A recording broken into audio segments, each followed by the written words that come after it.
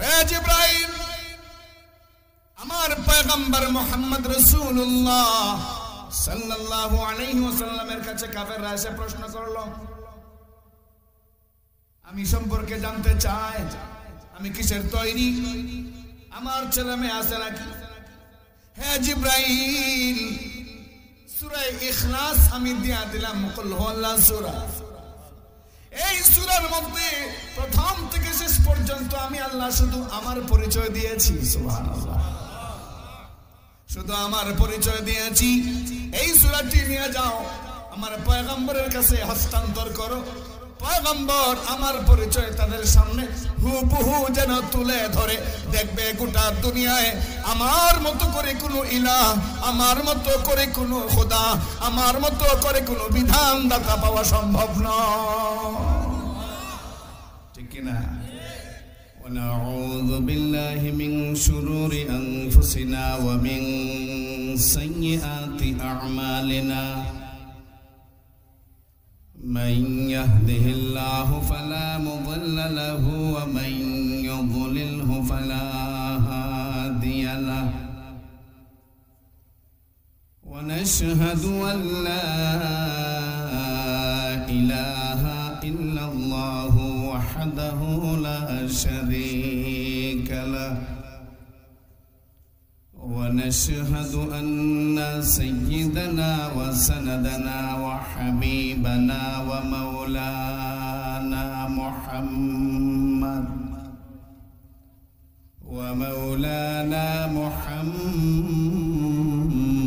محمدا عبده ورسوله الذي أرسل إلى الناس كافة بشيرا ونذيرا وداعيا إلى الله بإذنه وسراجا منيرا. أما بعد فأعوذ بالله من الشيطان الرجيم. بسم الله الرحمن الرحيم. قل هو الله أحد الله الصمد لم يلد ولم يولد ولم يكن له كفوا أحد. بارك الله لنا ولكم في القرآن العظيم ونفعنا وإياكم بالآيات والذكر الكريم. صلى الله على سيدنا ومولانا محمد وعلى آله وأصحابه وسلم.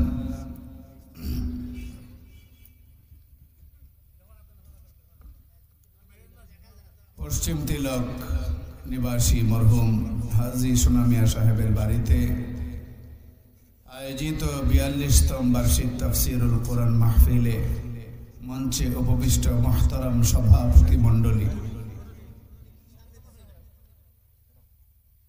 দিগার হযরত ও উলামায়ে কেরাম, বুজুর্গানে দ্বীন, মুরব্বিয়ানে আযম, বিভিন্ন মাদ্রাসা থেকে আগত ছাত্র ভাইয়েরা, স্কুল কলেজ ইউনিভার্সিটি সহ বিভিন্ন জায়গা থেকে আগত ছাত্র, শিক্ষক, উস্তাদ সহ সর্বস্তরের মুসলমান ভাইয়েরা, পর্দার অন্তরালের নেককার মা ও বোনেরা, মহান আল্লাহ তাআলার দরবারে শুকরিয়া আদায় করছি একজন নেককার মানুষের বাড়িতে তিনি যে নেককার এটাই প্রমাণ যে ৪২ বছর যাবত ওনার বাড়িতে কোরআনের তাফসীর হয়। একজন নেককার মানুষের বাড়িতে কোরআনের কথা শোনার জন্য আসতে পেরেছি, আমরা বসতে পেরেছি, সবটুকুর কৃতিত্ব একমাত্র মালিকের। এজন্য আসুন শুকর আদায় করে বলি আলহামদুলিল্লাহ। আর একটু প্রাণবন্ত হয়ে মহব্বতের সাথে কালিমাত শুকর উচ্চারণ করি, বলি আলহামদুলিল্লাহ। মুহতারাম হাজিরিন, সময় কম, আলোচক আলহামদুলিল্লাহ অনেক, রেস্টে আরো দুজন আছেন, আইয়ুব হিসাব আসতেছেন, আরো অনেকে আসবেন। আর আমিও এবার এখানে প্রথম এসেছি। আমার ভাই, আমার আপন বড় ভাই হযরত মাওলানা হাম্মাদ সাঈদী রাহমাতুল্লাহি আলাইহি, তিনি এই সোনামিয়া মরহুম সোনামিয়া সাহেবের এই বাড়িতে দীর্ঘ অনেক বছর টানা তিনি প্রোগ্রামে এসেছেন। এজন্যে যদিও আমি প্রথম আসছি, কিন্তু আমার কাছে মনে হয় জায়গাটা অনেক পুরাতন। কারণ বড় ভাই থাকা অবস্থায় প্রতি বছরই দেখতাম এই বিজ্ঞাপনটা থাকতো ওনার গাড়িতে, কখনো বাড়িতে রাখতেন বালিশের কাছে বিভিন্ন বিজ্ঞাপন, এর মধ্যে মরহুম হাজী সোনামিয়া সাহেবের এই বিজ্ঞাপনটা থাকতো। এজন্য যদিও প্রথম আসছে, কিন্তু অন্তরের দিক থেকে সম্পর্কটা অনেক পুরাতন। আল্লাহ মরহুম সোনামিয়া সাহেবের কবরটা জান্নাতের বাগান করে দিন। আমিন শব্দটা আশাব্যঞ্জক হইল না, সবার জবান থেকে উদার মনে শুনতে চাই আমিন।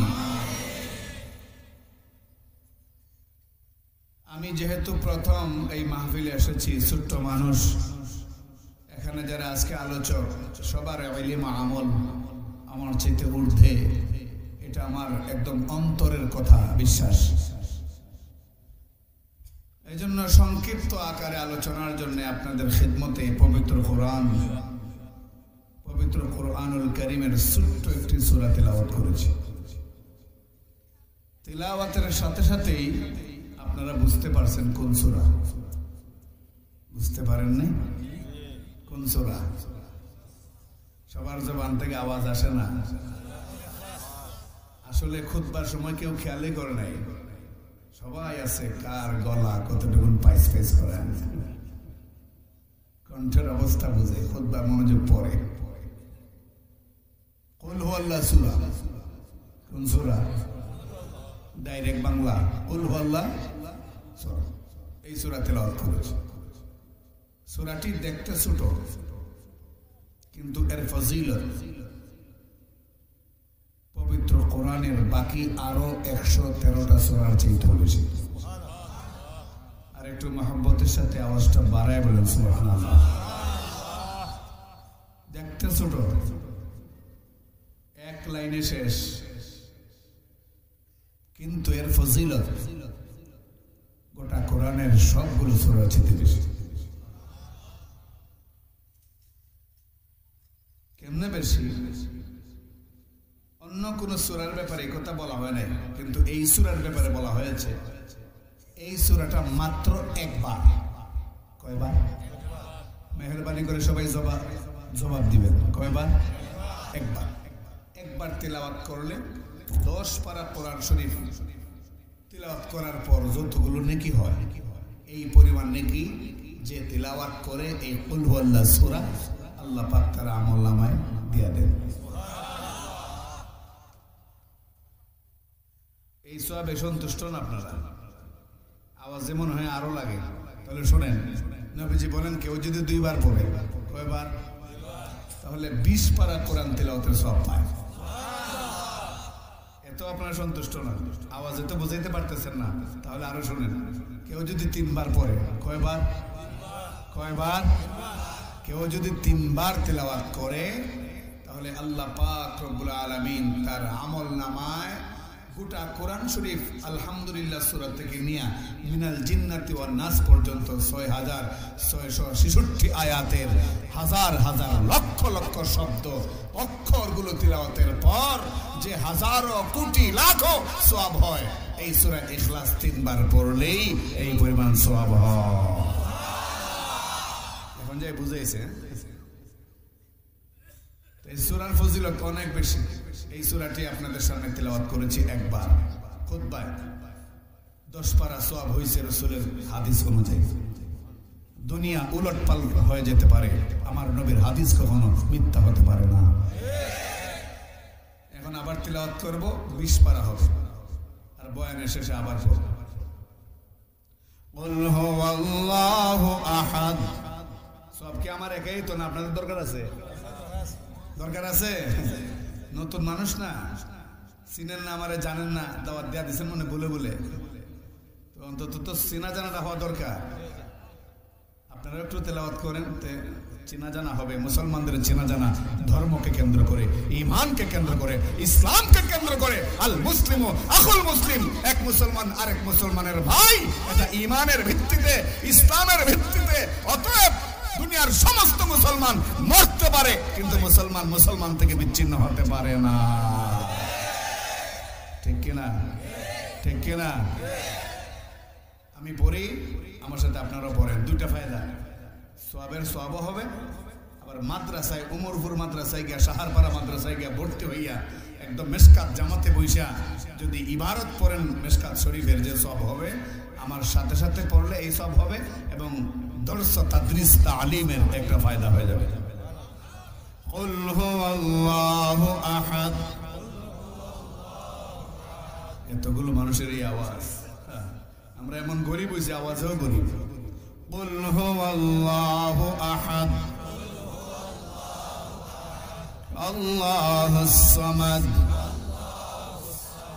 লাম ইয়ালিদ ওয়া লাম ইউলাদ ওয়ালাম ইয়াকুল লাহু কুফুয়ান আহাদ।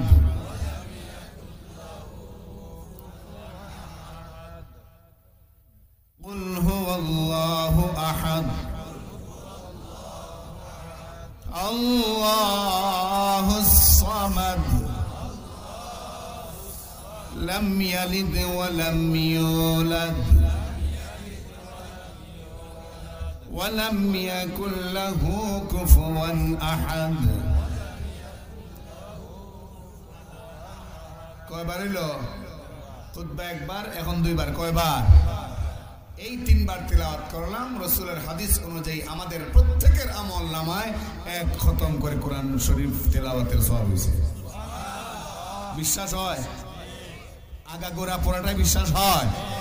আমরা এই 3 বারের তেলাওয়াতের সওয়াব মরহুম হাজী সুনামিয়ার কবরে ইসাল করে দিলাম। আল্লাহ তুমি কবুল করো, মরহুমকে কবরে জান্নাতের সুখ শান্তি দিয়া তুমি মালামাল করে দাও। মুহতারাম হাজিরিন, এই সূরা একটা বিশেষ প্রেক্ষাপটে নাযিল হয়েছিল, যেটা তাফসীর মাহফিলের দাবি সূরার কোন শানে নজুল থাকলে প্রকাশ করে দাও। এই সূরাটা বিশেষ এক প্রেক্ষাপটের নবী পাক সাল্লাল্লাহু আলাইহি ওয়াসাল্লামের উপরে নাযিল হয়েছিল মক্কায়। কোথায়? মক্কায়। যখন আল্লাহ নবী বললেন লা ইলাহা ইল্লাল্লাহ, কি বললেন? আল্লাহ ছাড়া কোনো ইলাহ, আল্লাহ ছাড়া কোনো মাহবুদ, আল্লাহ ছাড়া কোনো রিজিক দাতা, আল্লাহ ছাড়া কোনো সন্তান দাতা, আল্লাহ ছাড়া কোনো আইন দাতা, আল্লাহ ছাড়া কোনো বিধান দাতা নাই। যখন বললেন, মক্কার কাফেররা আশ্চর্য হয়ে গেল। তারা বলে, মুহাম্মদ কি বলছে এগুলো? 33 কোটি দেবতা মূর্তির পূজা অর্চনা করেও আমাদের সমস্যার সমাধান সব হয় না, আর এই বেচারা এক আল্লাহর দাওয়াত দেয়। সাংঘাতিক কথা। আসছে নবীজির কাছে, আয়েশা বলতেছে, হে মুহাম্মদ সাল্লাল্লাহু আলাইহি ওয়াসাল্লাম, আপনি যে এক আল্লাহর দাওয়াত দেন, এটা কোন যুক্তিতে দেন? কোন যুক্তিতে দেন? আমরা এতগুলো খুদা মানি, এরপরও সব সমস্যার সমাধান হয় না। আর আপনি এক আল্লাহর দাওয়াত দিয়ে আমাদেরকে এত প্রলোভন দেখাইতেছেন। আচ্ছা ঠিক আছে, বলেন আপনার আল্লাহ কি দিয়ে তৈরি? আপনার আল্লাহ কি দিয়া তৈরি? আপনার আল্লাহর ছেলে মেয়ে কয়জন? নাউজুবিল্লাহ বলেন। আপনার আল্লাহর মা বাবা আছেননি? আপনার আল্লাহর নানার বাড়ি কই? আমি যেভাবে বলছি ভাববেন যে বানায় খুশি, পরিষ্কার হুবহু তাফসীরে কিতাবে আছে। এরা প্রশ্ন করলো, হে মুহাম্মদ সাল্লাল্লাহু আলাইহি ওয়াসাল্লাম, আপনার আল্লাহর পরিচয় দেন। আপনার আল্লাহ কি দিয়ে তৈরি? আপনার আল্লাহর ছেলে মেয়ে থাকলে কয়জন? আপনার আল্লাহর মা বাবার নাম কি? নবী পাক সাল্লাল্লাহু আলাইহি ওয়াসাল্লাম আশ্চর্য হয়ে গেলেন। আরে বলে কি? ওরা বলে কি আমার আল্লাহ কি দিয়ে তৈরি? আমার আল্লাহর ছেলে মেয়ে আছে নাকি? এত জঘন্য প্রশ্ন। রব্বুল আলামিন, ও আল্লাহ মেহেরবানি করে তুমি এর একটা বিহিত ব্যবস্থা করো। তোমার পরিচয় চায়, তুমি কি দিয়ে তৈরি জানতে চায়, ছেলে মেয়ে আছে কিনা জানতে চায়। এরা আবার বলে, হে মুহাম্মদ সাল্লাল্লাহু আলাইহি ওয়াসাল্লাম, আমরা যেগুলোর খোদা মানি, কোনটা মাটির তৈরি, কোনটা লোহার তৈরি, কোনটা তামার তৈরি, কোনটা পাথরের তৈরি, কোনটা সোনার তৈরি, কোনটা রূপার তৈরি। তোমার আল্লাহ কিসের তৈরি বলো? ওই মুহূর্তে আল্লাহ সুবহানাহু ওয়া তাআলা জিবরাইল আলাইহিস সালামকে পাঠায়া দিলেন। রে জিবরাইল, আমার পয়গম্বর মুহাম্মদ রাসূলুল্লাহ সাল্লাল্লাহু আলাইহি ওয়াসাল্লামের কাছে কাফেররা এসে প্রশ্ন করলো, আমি সম্পর্কে জানতে চাই আমি কিসের তৈরি, আমার ছেলে মেয়ে আছে নাকি? হে জিবরাইল, সূরা ইখলাস আমি দিয়া দিলাম, কুল হুয়াল্লাহু সূরা। এই সূরার মধ্যে প্রথম থেকে শেষ পর্যন্ত আমি আল্লাহ শুধু আমার পরিচয় দিয়েছি। সুবহানাল্লাহ, শুধু আমার পরিচয় দিয়েছি। এই সূরাটি নিয়ে যাও, আমার পয়গম্বরের কাছে হস্তান্তর করো।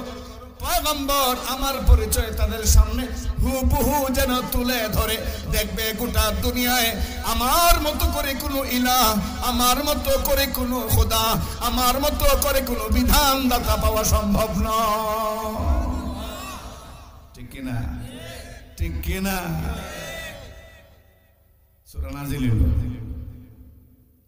আল্লাহ বইলা ফেলাইলেন পরিষ্কার ভাষায়। এরা প্রশ্ন করে, এই প্রশ্ন করছে, ও মোহাম্মদ, আল্লাহ দুইজন হইলে ভালো হইতো না? তুমি একজন বাড়াইতে পারো না? বোঝা যায় দলের মধ্যে সদস্য বাড়ায়, দলের যে সদস্য বাড়ায়। প্রথম আয়াতে আল্লাহ বললেন, হে মুহাম্মদ সাল্লাল্লাহু আলাইহি ওয়াসাল্লাম, পরিষ্কার ভাষায় জানিয়ে দাও, কুল হুয়াল্লাহু আহাদ, আল্লাহ অদ্বিতীয়, তিনি অদ্বিতীয়,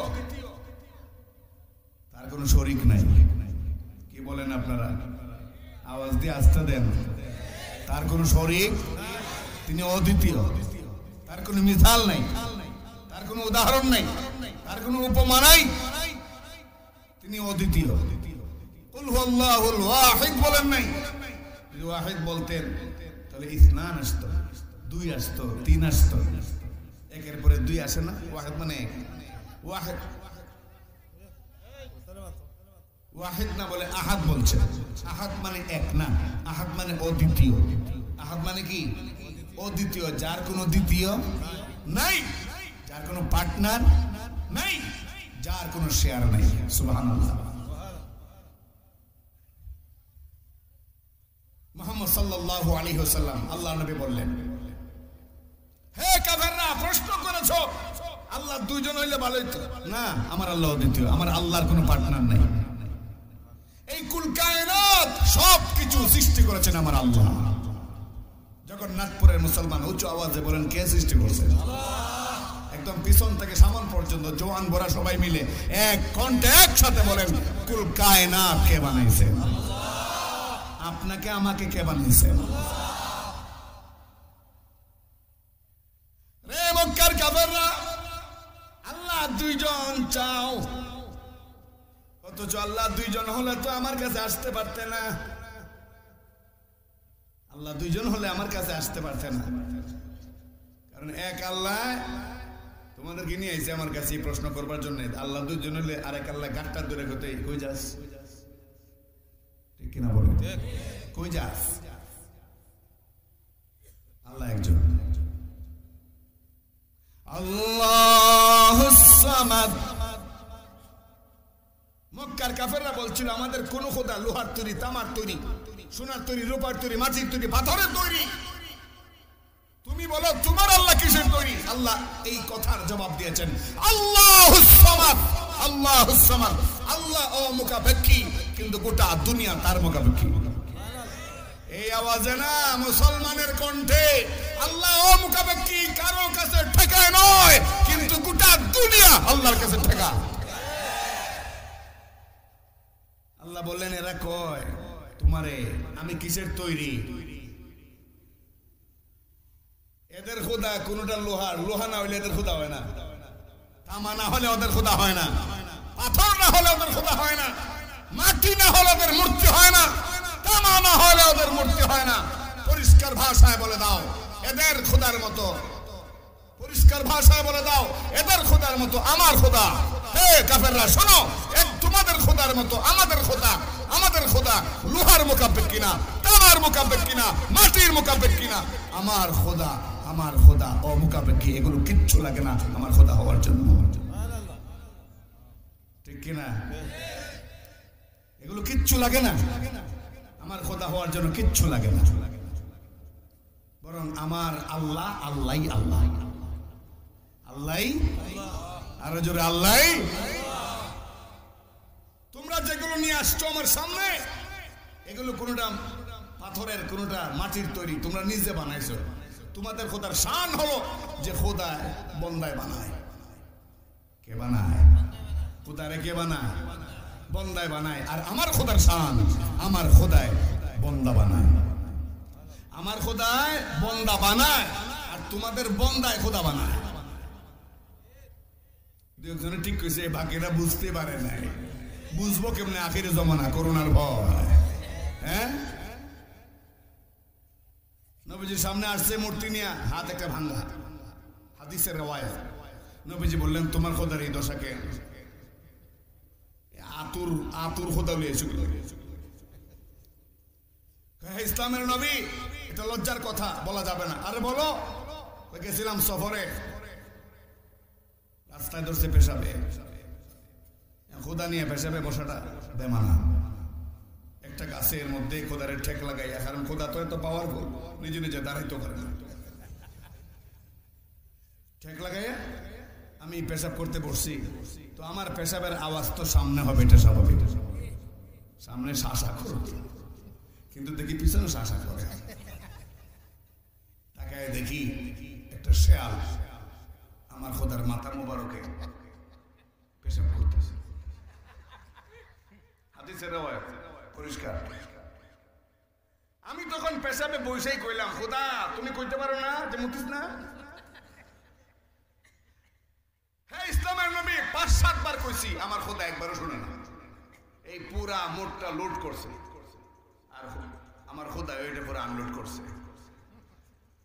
রাগে পেশাব থেকে উঠে চাচা মারছে, খোদা তুমি কেমন খোদা হইলা? তোমারে বন্দা কইলাম কয়েকবার, নিজেরে সেভ করো।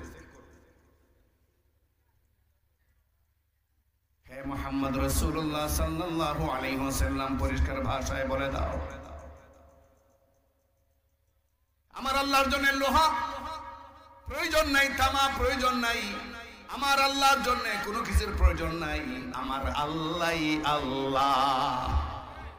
ও জগন্নাথপুরের মুসলমান, আল্লাহ নামটা একটু সাথে সাথে নিতে আগ্রহ হয় না? আমার আল্লাহই আল্লাহ, আমার আল্লাহই আল্লাহ। আল্লাহ তার শান এই সূরার মধ্যে এইভাবে বয়ান করেছেন, এজন্য এই সূরার দাম অনেক বেশি। কেউ যদি এই সূরা তিলাওয়াত করে তার দামও বেড়ে যায়। বিশ্বাস হয়েছে না আপনাদের? বিশ্বাস না হলে তো সুবহানাল্লাহর সাইজ বড় হয় না। তাহলে শুনেন হাদিসের রওয়ায়াত, নবীজি বসা, জিব্রাইল আসছেন পাশে বসা। এমন সময় রাসূলের সাহাবী আবু যর গিফারি রাদিয়াল্লাহু আনহু এসে ঢুকছেন মসজিদে নববীতে। জিবরিল আমিন বললেন, ইয়া রাসূলুল্লাহ, আপনার সাহাবী আবু যর গিফারি আসছে। নবীজি বললেন, জিবরাইল, তুমি আবু যর গিফারিকে চেনো?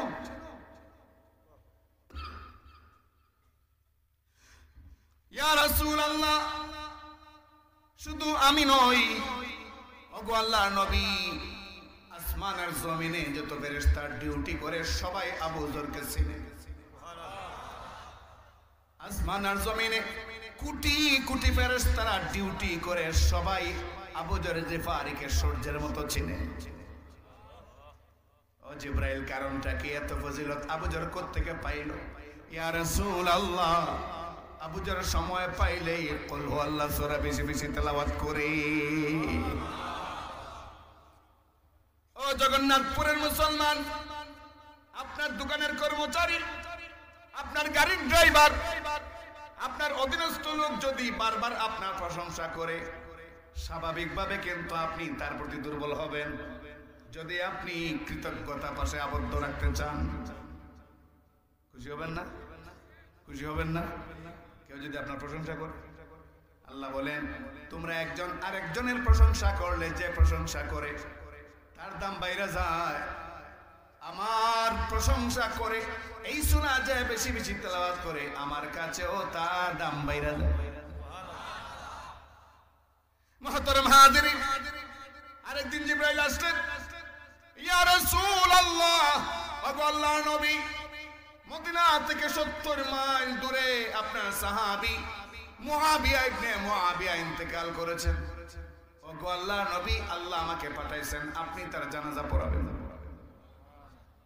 নবীজি বললেন, জিবরাইল, 70 মাইল দূরে সাহাবীর বাড়ি, নিজেই বলতেছো, আর জানাজা পড়াবো আমি কেমনে?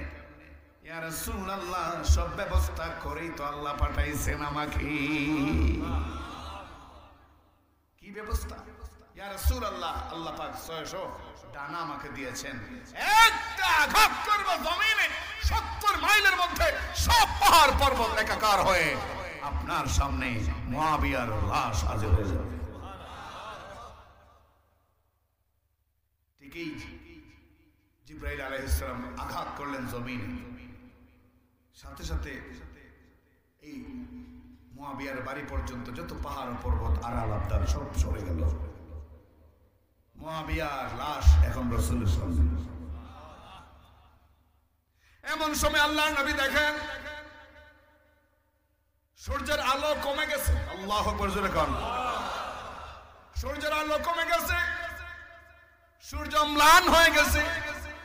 বললেন, জিবরাইল, সূর্যের আলো কমে গেল কেন? সূর্য গ্রহণ হইল নাকি? ইয়া রাসূলুল্লাহ, সূর্য গ্রহণ হয় নাই, তবে সূর্যের আলো কেমনে কমলো রে জিবরাইল? ইয়া রাসূলুল্লাহ, আপনার সাহাবী মুআবিয়া ইন্তেকাল করেছে। ওগো আল্লাহর নবী, মুআবিয়ার জানাজায় শরীক হওয়ার জন্য আসমান থেকে কোটি কোটি ফেরেশতারা নামতেছে। ইয়া রাসূলুল্লাহ, ওগো আল্লাহর নবী, এই কোটি কোটি ফেরেশতাদের ডানার আড়ালে সূর্য পড়ে গেছে। আল্লাহু আকবার, আল্লাহু আকবার। ওগো আল্লাহর নবী, এই জন্য সূর্যের আলো কম মনে হয়, ডানার আড়ালে পড়ে গেছে সূর্য, ফেরেশতাদের ডানার আড়ালে। নবীজি বললেন, জিবরাইল, এত ফজিলত আমার সাহাবী মুআবিয়া ইবনে মুআবিয়া কেমনে হাসিল করলো? ইয়া রাসূলুল্লাহ, আপনার সাহাবী মুআবিয়ার একটা গুণ ছিল বড় বেশ ভালো, আল্লাহর কাছে পছন্দনীয়। সেটা হলো আল্লাহর শানে ভরা সূরা ইখলাস আপনার সাহাবী দিবানিশি দুপুর সন্ধ্যা তেলাওয়াত করতে বেশি বেশি। এই কারণে তার এত মর্যাদা। ও জগন্নাথপুরের মুসলমান, তেলাওয়াত করতে রাজি আছেননি? রাজি আছেননি? আর কেমনে তেলাওয়াত করবেন? যাদের কাছ থেকে তেলাওয়াত শিখবেন তাদের হাত ভেঙে দেওয়ার হুমকি দেওয়া হয়। যাদের কাছ থেকে তিলাওয়াত শিখবেন আলেম সমাজ, তাদের ঘাড় মটকায় দেওয়ার চেষ্টা করা হয়। যাদের কাছ থেকে তিলাওয়াত শোনার কথা, তাদেরকে পানিতে ডুবাইয়া মারা হয়, হুমকি দেওয়া হয়, হাত ভেঙে দিতে চায়। হাতটা কি কম মনে হয়? কম। যে বেয়াদব বলছে হাত ভেঙে দিবে, ওই বেয়াদবকে যদি আমি তো ক্ষুদ্র মানুষ, আমি যদি ঠিক মতো একটা বসাই দিই, অন্তত 14 গোষ্ঠী মিনিমাম 12 ফুট মাটির নিচে চলে যাবে। ঘাড় মটকাই দিব। প্রতিদিন 2টা-3টা করে প্রোগ্রাম করি। যদিও এই বাড়িতে প্রথম আসছে, আমি সিলেটের আলিয়া মাদ্রাসার মাঠের প্রোগ্রাম ছাড়া বড় বড় প্রোগ্রাম প্রায় সব কোটি আমি করি। 2টা-3টা প্রোগ্রাম, সবাই দেশি মুরগি খাওয়ায়, ফার্ম খাওয়ায় না। জিজ্ঞেস বলে আবার কানে কানে, হুজুর ফার্ম না দেশি মুরগি, মানে খাওয়ার জন্য না, আগ্রহী হই একটু। আপনারা দেশি মুরগি খাওয়ায় সারা বছর একদিন মাহফিল হবে। সবচাইতে বড় মাছ সৈয়দপুর বাজারের আসে এই বাড়িতে, গোয়ালা বাজারের সবচেয়ে ভালো মুরগিগুলো আসে এই বাড়িতে। খাওয়াইয়া উলামায়ে কেরামের গর্দনাকে কত সুন্দর করে দিয়েছেন, মটকাই লিব বেয়াদবের বাচ্চা। আলেমদের ঘাড় মটকানো, হাত ভেঙে দেওয়ার হুমকি, নদীতে ডুবাই মারার হুমকি প্রমাণ করে। মাথায় যদিও ঈদের মৌসুমে টুপি লাগাও, মুখে যদিও আল্লাহর নাম মাঝে মধ্যে লও, আসলে তোমরা ইহুদি খ্রিস্টানদের দালাল প্রমাণ করে। কারণ কোন মুসলিম একজন আলেমের হাত ভেঙে দেওয়ার হুমকি দিতে পারে না। এইভাবে ঠিক বলে ওরা সোজা হবে না, ওদেরকে সোজা করতে হলে গলা ফাটায় চিৎকার করে বলতে হবে, ঠিক কিনা? ঘাড় মটকাই দিতে চায়, বুঝা যায় হুজুররা সব ওর বাবার শালা, যেমনি মনে চায় এমনি কথা বলে, অথচ এক মামুনুল হককে আর খেতে পারে না। এক বাবনগরীর ভয়ে থরথর করে কাঁপে। ভালো করে শুনে রাখো, অত্যাচার নির্যাতন যদি বন্ধ না হয়, এই বাংলাদেশের লক্ষ লক্ষ আলেম সবাই মামুনুল হক হয়ে যাবে, বাবনগরী হয়ে যাবে। তখন কি করবা?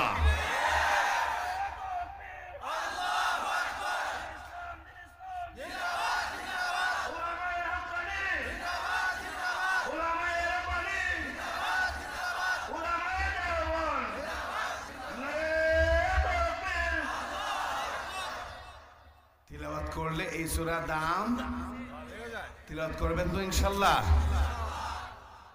এবার আসেন বাকি আলোচনা শেষ করি। আল্লাহ পাক রব্বুল আলামিন বললেন, বলে দাও আমি অমুখাপেক্ষী আর গোটা দুনিয়া আমার মুখাপেক্ষী। আমি যদি শুধু চাবিটা ঘোরায় দেই, যত শক্তিওয়ালা হোক সে আর পারে না। যেমন নমরুদ পারে নাই, ফেরাউন পারে নাই, হামান কারুন পারে নাই। এরপরে ওরা প্রশ্ন করছিল তোমার আল্লাহর পোলানি আছে? কি জঘন্য প্রশ্ন! আল্লাহর বলে পোলা দরকার? হে মুহাম্মদ রাসূলুল্লাহ সাল্লাল্লাহু আলাইহি ওয়াসাল্লাম, আগো আমার নবী, তোমার কাছে প্রশ্ন করে আমার ছেলে মেয়ে আসেনি, পরিষ্কার ভাষায় বলে দাও লাম ইয়ালিদ ওয়া লাম ইউলাদ। আল্লাহ কাউকে জন্ম দেন নাই, আবার আল্লাহ কারো কাছ থেকে জন্ম নেন নাই। সুবহানাল্লাহ। হ্যাঁ, মুখটা বড় করে এখন না, একদম খুশি হইয়া সুবহানাল্লাহ। আমার আল্লাহ জন্ম নেন নাই, কারো কাছ থেকে জন্ম নেন নাই, আর কাউকে জন্ম দেন নাই। আমার আল্লাহর কোনো ছেলে মেয়েও নাই, আমার আল্লাহ কোনো আব্বা আম্মাও নাই। আমার আল্লাহই আল্লাহ, আল্লাহই। খ্রিস্টানরা বলে ঈসা আলাইহিস সালাম আল্লাহর ছেলে। নাউজুবিল্লাহর আওয়াজটা তো ছোট হইলো। খ্রিস্টানরা বলে ঈসা আলাইহিস সালাম আল্লাহর ছেলে। কেন বলে জানেন? এই গাধারা কেন বলে? এই গাধারা এই জন্যই বলে, এরা ঈসা আলাইহিস সালামের বাপের সন্তান চালিয়েছে। সন্তান যে ঈসার বাপ কেটা দেখি, সারা দুনিয়া ঘুরছে, ঈসা আলাইহিস সালামের বাপ পায় নাই খুঁজে। কই ঈসা আলাইহিস সালামের কোনো আব্বা যেহেতু পাইলাম না, তো আল্লাহই আব্বা। কত বড় গাধার পূর্বক হইলে এরকম ধারণা করতে পারে, ঠিক কিনা বলেন? অথচ আল্লাহ এই দুনিয়াতে মানুষ পাঠাইছেন 3 তরিকায়। কয় তরিকা? কিছু মানুষ, কিছু না, এক তরিকা হইলো আল্লাহ মানুষ পাঠাইছেন, বাবাও লাগে নাই, মাও লাগে নাই, ডাইরেক্ট। কে? ও আদমের সন্তানেরা। বাবার নাম বলে গেছে? কে? আদম আলাইহিস সালামের নানার বাড়ি কই? বাবার নাম কি? বাবা নাই, বাবা আল্লাহ দেখাই দিয়েছেন, বেটা দেখ আমি বাবা মা ছাড়াও মানুষ বানাই। ইন্নাল্লাহা আলা কুল্লি শাইইন কাদির। আল্লাহ ইজ অলমাইটি, সমস্ত ক্ষমতার আধার আল্লাহ, সমস্ত ক্ষমতার পাওয়ার আল্লাহর হাতে। আল্লাহর সাথে কেউ যদি লড়তে চায়, আল্লাহর সাথে কেউ যদি যুদ্ধ করতে চায়, তার ইতিহাস দুনিয়াতে থাকে না। এখন বাবা খুঁজে পায় না, কয় আলতা হইলে তো আর কি আল্লাহই বাবা, আল্লাহই বাবা। আল্লাহ মানুষ বানায় তিন তরিকায় পাঠাইছেন। আরেক তরিকা হইলো আল্লাহ বাবা লাগে নাই, মা দিয়া শুধু বাচ্চা পাঠাইছেন দুনিয়াতে। আর বাকি বাদ বাকি আমরা যারা আছি, আমাদের মাও আছে, বাবাও। তো ঈসা আলাইহিস সালামের বাবা যখন পায় না, কয় তাহলে আল্লাহই বাবা। অথচ ঈসা আলাইহিস সালামকে আল্লাহ পাক তার কুদরতের নিশান হিসেবে পাঠাইছে। কিতাবের মধ্যে আছে মারিয়াম আলাইহিস সালাম, তিনি থাকতেন বাইতুল মুকাদ্দাসে। হঠাৎ করে জিবরাইল আয়েশা বললেন, মারিয়াম তোমার পেটে আল্লাহ পাক একটা পুত্র সন্তান দিবেন। সুবহানাল্লাহ কইবেন না? মারিয়াম আশ্চর্য হয়ে গেলেন, বললেন বলো কি? কোরআন শরীফে আছে এগুলো আয়াত, বলো কি? কোনো পুরুষ আমাকে স্পর্শ করে নাই, কোনো পুরুষ আজ পর্যন্ত আমাকে স্পর্শ করে নাই, তো আমার বাচ্চা হবে কেমনে? জিবরাইল বললেন এমনে এমনই। কেমনে বলেন? কেমনে? এমনে এমনই, মানে আল্লাহ যেমনে চান এমনে এমনই। বলতে না বলতেই বাচ্চা হয়ে গেছে, পেটে পরিবর্তন, শরীরে পরিবর্তন। ঈসা আলাইহিস সালাম মারিয়াম আলাইহিস সালাম পেরেশান হয়ে গেছেন। এমন সময় কওমের গোত্রের কিছু লোক দেখা বলেছে, ও মারিয়াম ব্যাপার কি? বিয়া শাদী কিছু হয় নাই, কিন্তু তোমার শরীরের অবকাঠামো চেঞ্জ, ঘটনা কি? মারিয়াম কোন কথা বলেন না। ইতিমধ্যে আল্লাহ পাক আবার ওহী পাঠালেন, বললেন ও মারিয়াম শোনো, ও মারিয়াম এদের কোনো কথার জবাব দিও না, তোমার বাচ্চা প্রসব হওয়ার সময় হয়ে গেছে, চলে যাও জঙ্গলে, ওই গাছের নিচে আমি ফেরেশতার মাধ্যমে তোমার বাচ্চা প্রসবের ব্যবস্থা করতেছি। চলে গেলেন জঙ্গলে। যাওয়ার পরে আল্লাহ পাকের অশেষ মেহেরবানিতে ঈসা আলাইহিস সালামের জন্ম হয়ে গেছে। মারিয়াম কাঁদেন, চোখের পানি ঝরান, ইয়া রাব্বাল আলামিন। এই আগে দে, এখন আগে থেকে গেলে আসুন।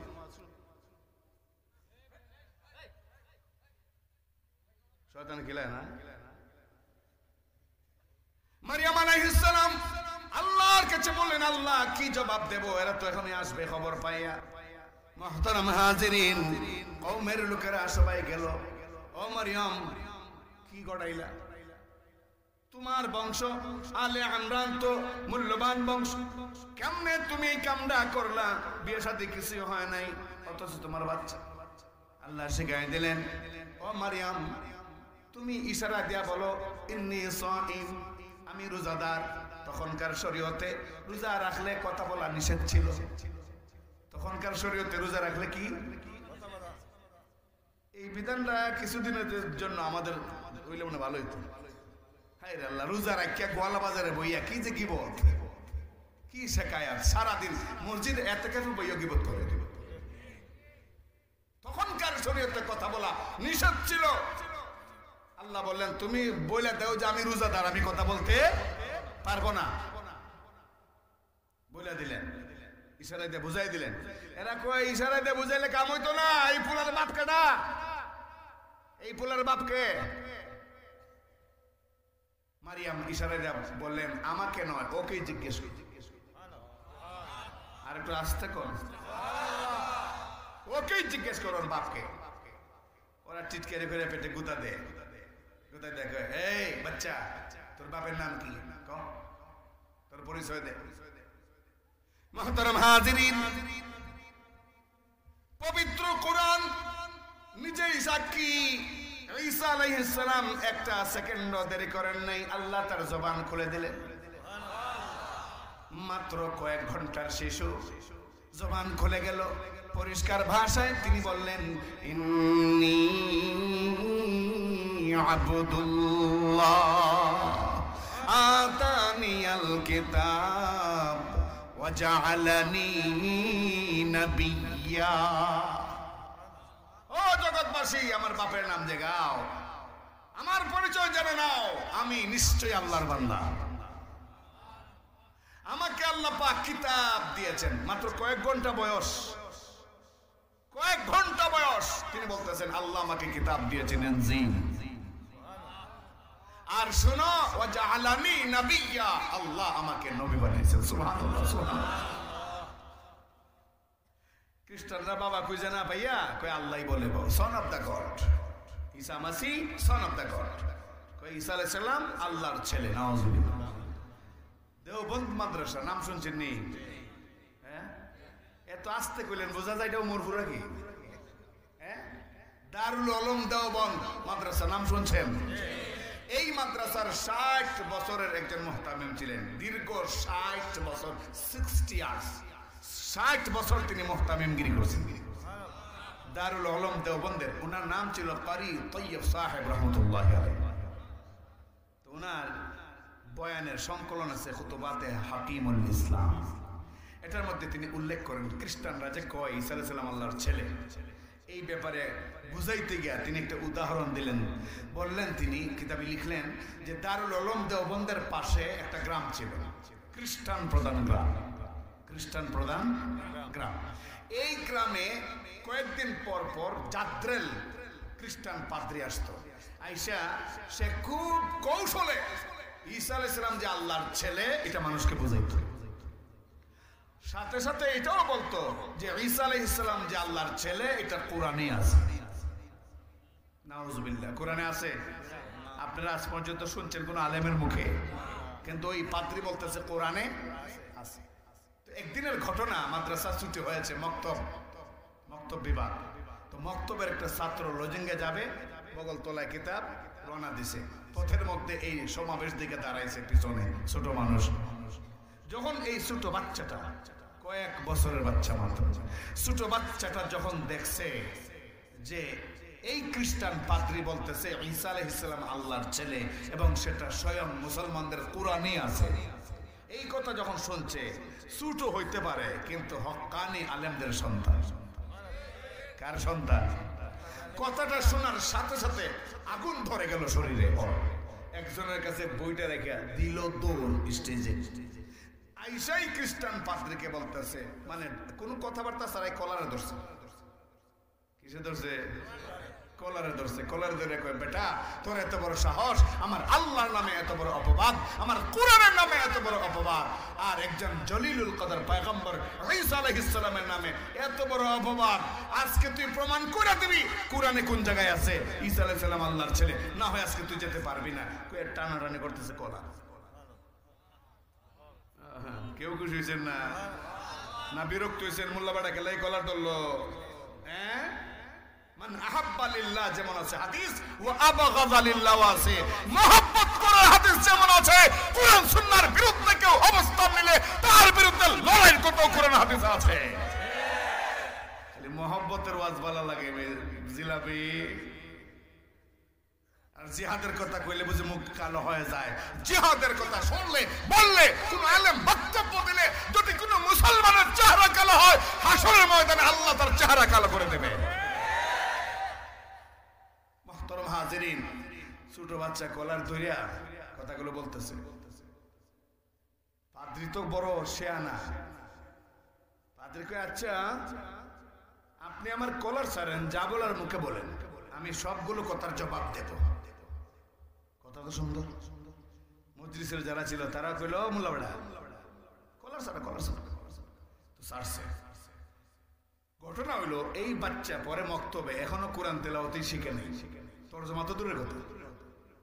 যখন বলছে দেখাও কোরআনের কোন কোন জায়গায় আছে ঈসা আলাইহিস সালাম আল্লাহর ছেলে, তখন খ্রিস্টান পাদ্রী করছে কি, কোরআন শরীফ হাতে নিয়ে খুইলা খুব চতুরতার আশ্রয় নিছে। সে বানায় বানায় আরবি শব্দ বানায় বানায় পৃষ্ঠা উল্টে উল্টে করতেছে। এখানে আল্লাহ বলছেন ঈসা আলাইহিস সালাম আল্লাহর ছেলে, ওইখানে আল্লাহ বলছেন ঈসা আলাইহিস সালাম আল্লাহর ছেলে, ওইখানে আল্লাহ বলছেন ঈসা আলাইহিস সালাম আল্লাহর ছেলে।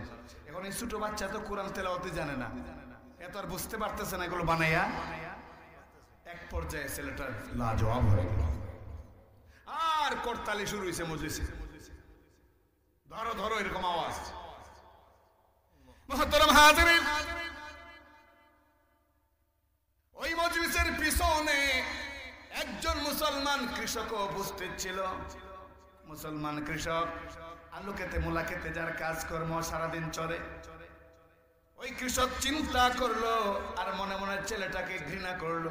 আরে বেটা, তুই কোরআন তিলাওয়াতি জানোস না, তরজমাও পড়িস নাই, ছোট মানুষ, কেন তুই এইরকম অ্যাগ্রেসিভ হয়ে, এরকম আগ্রহী হইয়া তুই কেন তুই অ্যাডভান্স হইয়া গেলি স্টেজে, আর আজকে তোকে লাজবাব করে দিয়া গোটা মুসলমানদের মুখ বন্ধ করে দিচ্ছে।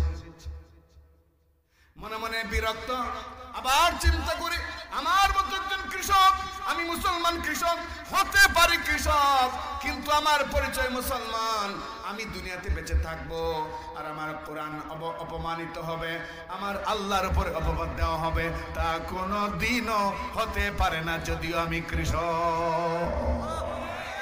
আওয়াজ করে বলো ঠিক কিনা? আল্লাহর উপরে ভরসা করে কয় খোদায় যা করে আমি আজকে স্টেজে দেখব, আজকে কৃষকে ওয়াজ ফরমাইবেন। পিছন থেকে দৌড় মেরে আসছে স্টেজে, আইসা একটা অভিনয় করছে। ছোট ছেলেটারে বলতেছে যে হুজুর আপনি একটু যান, আপনি অত বড় হুজুর, এই বেটার সাথে আপনার তর্ক মানায় না, আপনি যান, যা বলার আমি বলি তার সাথে কথা। আলহামদুলিল্লাহ, আমাদের পরবর্তী মেহমান উপস্থিত ইনশাআল্লাহ, কিছুক্ষণের মধ্যেই ওনার বয়ান শুরু হবে। এই 2-3 মিনিট আমি শেষ করে দিচ্ছি। বলতেছেন এই কৃষক বলতেছেন ছাত্রটাকে যে হুজুর আপনি যাও কাকি, কারণ আপনার মতো এত বড় হুজুর এই লোকটার সাথে যারা করা মানায় না, আপনি যান, আমি যা বলার আমি বলবো। আর খ্রিস্টান পাদ্রীকে বললো তুমি যা বলার আমাকে বলো। ছেলেটা ইশারা পাইয়া চলে আসলো। এবার পাদ্রী জিজ্ঞেস করলো আপনি যে আমার সঙ্গে জেরা করতে আসছেন, আপনার পরিচয় কি, আপনার করেন কি, আপনার পেশা কি? আমার পেশা শুনবেন, আমার পেশা হইলো লাঙ্গল, এটা আমার পেশা, আমি কৃষক। তো আপনি কৃষক, আমার সাথে জেরা করবেন? হ্যাঁ করবো। বলেন আপনি কি বলতে চান? আমি বলতে চাই ঈসা আলাইহিস সালাম আল্লাহর ছেলে এবং সেটা কোরআনে আছে। নাউজুবিল্লাহ কইবেন না? তখন কৃষক কয় আরে মিয়া কোরআন আপাতত রাখো, কোরআনের খবর আমার কাছে নাই, আমি কৃষক মানুষ, তেলাওয়াত জানি না, কোরআনটা আপাতত রাখো। আর তোমার কথাবার্তায় মনে হইতেছে তুমিও কোরআন সম্পর্কে কিচ্ছু জানো না, জানলে আর এরকম করতে না, বাকি কোরআন রাখো। যুক্তিতে আসো, যুক্তিতে কিসে?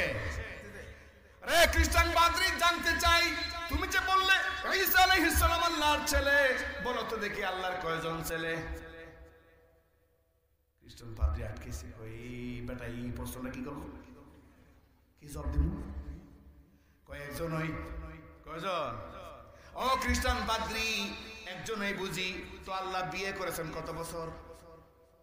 বিয়ে না করলে বলো করতে আল্লাহর দাম্পত্য জীবনের বয়স কত বলো? খ্রিস্টান পাদ্রী এমন ভেবাচেকা খেয়ে গেল, কয় এই কৃষকের সিপার মধ্যে মানকা চেপায় পড়া তো আমার আজকে সব যাবে। রে কৃষক, দাম্পত্য জীবন কত বছরের আমি তো একুরেট বলতে পারবো না, কই অসুবিধা নাই, আপনি আন্দাজ কইরা কইলে আমি মানবো, এরপরে ছাড়ব না। এইবার খ্রিস্টান পাদ্রী কয় মনে করেন আল্লাহ দাম্পত্য জীবনের বয়স আল্লাহ বিয়ে করেছেন কোটি কোটি কোটি কোটি কোটি কোটি বছর, আন্দাজ করে কইছে কোটি কোটি বছর। তখন এই কৃষক কয় কোটি কোটি বছরে তোমার বক্তব্য আল্লাহর পোলা হইল? জবান করলেন না যে আপনার কয়জন? রে খ্রিস্টান ভালো করে শুনে রাখ, আমি বিয়ে করেছি 13 বছর। কত বছর? আল্লাহর শেষ মেহেরবানিতে আমার ছেলে মেয়ে 12টা। কয়টা? ও খ্রিস্টানের বাচ্চা, তাহলে তোর কথায় বোঝা যায় সন্তান জন্মদানের ক্ষেত্রে বন্দার চাইতে আল্লাহ পিছনে। এমন আল্লাহ তোদের খ্রিস্টানদের হতে পারে, আমাদের মুসলমানদের নয়। উঁচু আওয়াজে বলুন ঠিক কিনা? এমন অথর্ব খোদা, এমন অথর্ব আল্লাহ তোদের খ্রিস্টানদের হতে পারে, ইহুদিদের হতে পারে, অন্যদের হতে পারে, মুসলমানদের নয়। বেটা, সন্তান জন্ম দেওয়া যদি আল্লাহর বৈশিষ্ট্যই হইতো, তো আল্লাহর তো সব বৈশিষ্ট্য হইল সীমাহীন, ঠিক কিনা বলেন? তো সন্তান তো আল্লাহ কোটি কোটি জন্ম দিতেন। বেটা হারাম জাদা দাঁড়া বাসের গাড়ি লুই আই, ওই যে ভাগছিল আজ পর্যন্ত কোনোদিন দেওবন্দের আশেপাশেও আসে না। ঠিক এভাবেই আলেমদের হাত ভেঙে দিবে, কোমর ভেঙে দিবে, ঘাড় মটকাই দিবে, পানিতে ডুবায় মারবে, এমন বক্তব্য যারা দেয়, বাংলার 18 কোটি মানুষ যখন মাজার মধ্যে গামছা বেঁধে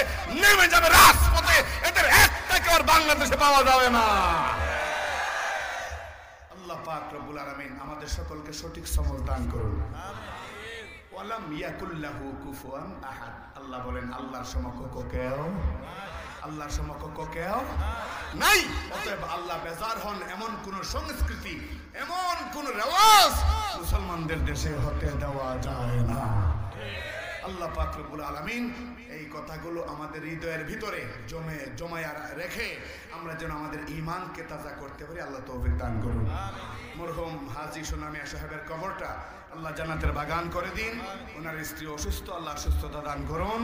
এবং ওনার ছেলেরা যারা বাইরে থাকেন এবং দেশে থাকেন, আল্লাহ সকলকে সহি সালামতে জীবনযাপন করার তৌফিক দান করুন। আল্লাহ আপনাদের আমাদের সকলকে মাফ করুন, বিশেষ করে করোনা ভাইরাস থেকে সবাইকে হেফাজত করুন। আমিন। ওয়া আখিরু দাওয়ানা আনিল হামদুলিল্লাহি রাব্বিল আলামিন।